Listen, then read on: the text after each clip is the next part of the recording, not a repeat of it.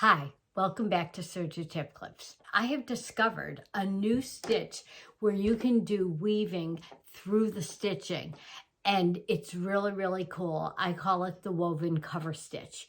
You can use either a narrow or a wide cover stitch for this technique, and the nifty thing about it is that unlike doing reverse flat lock ladders that you generally do in a straight line, you can curve the lines, create circles or any other shapes that you want with the cover stitch. If you haven't subscribed to my YouTube channel yet, please do, and tell your friends about it too. I don't want any of you to miss any of these fun techniques. Here's a new version of the crossbody bag pattern. The body of the bag is from a sleeve of a sweater that I felted a few years ago. I used the rest of the sweater on a different project, and this is all that I had left.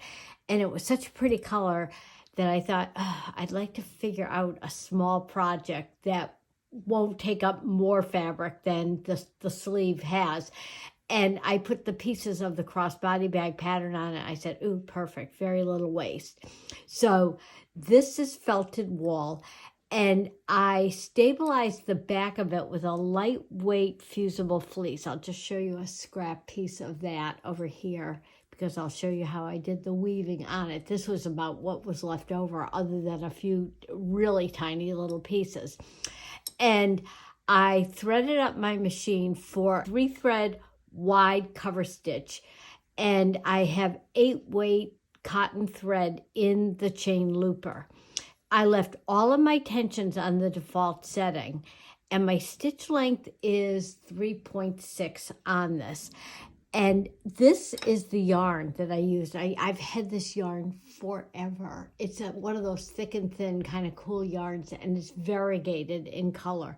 And I only had a little bit left. It was a great big huge ball before, and I've used it on a bunch of different things. But I thought it would go well with the red.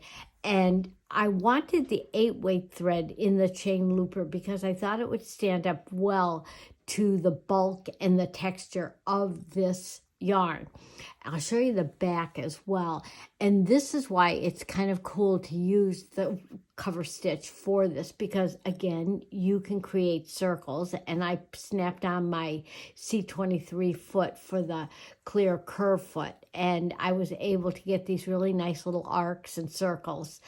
And again, you can use straight lines too. So whatever your preference is for a surface design is fine. But this worked out very well, and I'm going to show you how to use the narrow cover stitch as well with something a little more delicate, like an 1/8 inch wide ribbon. But I needed the width of this. The one stitch that I wouldn't use for weaving is the triple cover stitch or 3-needle one because that center needle thread will get in the way of your weaving. So that would be the one thing that I wouldn't do. But if you wanted to try it out and you're successful at it, share it with all of us because we're always up for something new and different.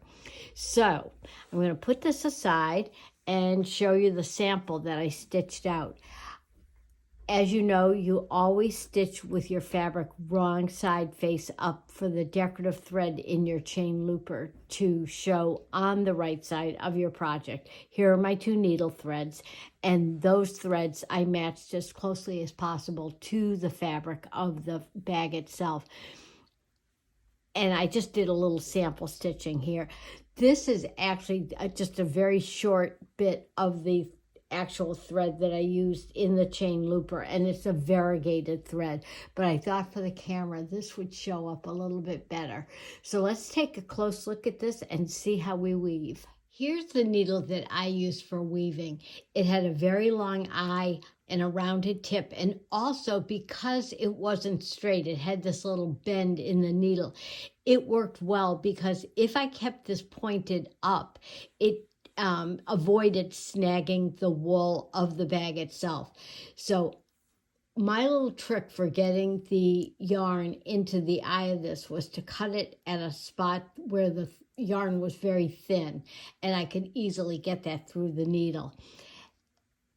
And I went over and under, and on the bag, I went over and under every 3 stitches.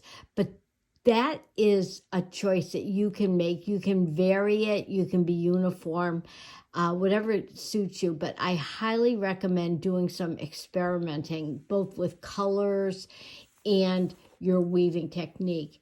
And it just pulls through, and then I'd pull it along and even it out just a little bit.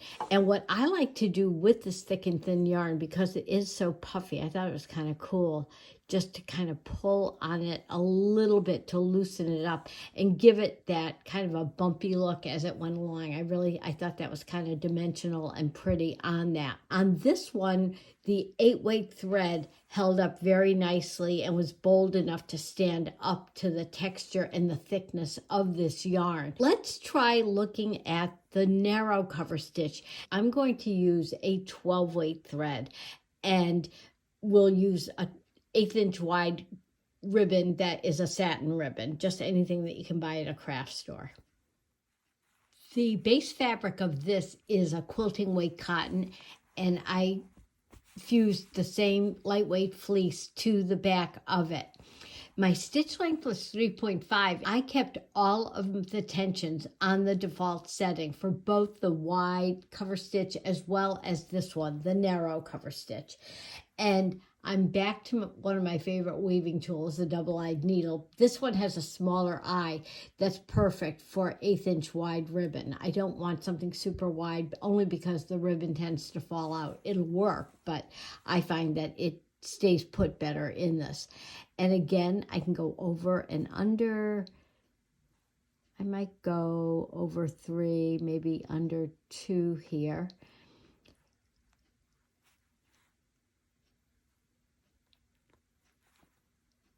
And it's just so pretty. And again, you can see the pretty curves on this as well. Make sure you don't twist up your ribbon either. That can be not quite as pretty as it could be. But here you can see up close, the stitching looks so unusual. It's kind of hard to tell that it is a cover stitch once the ribbon is woven through it. So I hope you try this technique. It's really fun. It's easy because all you're doing on the stitching is cover stitching, and you're just doing it upside down with your decorative thread in the chain looper.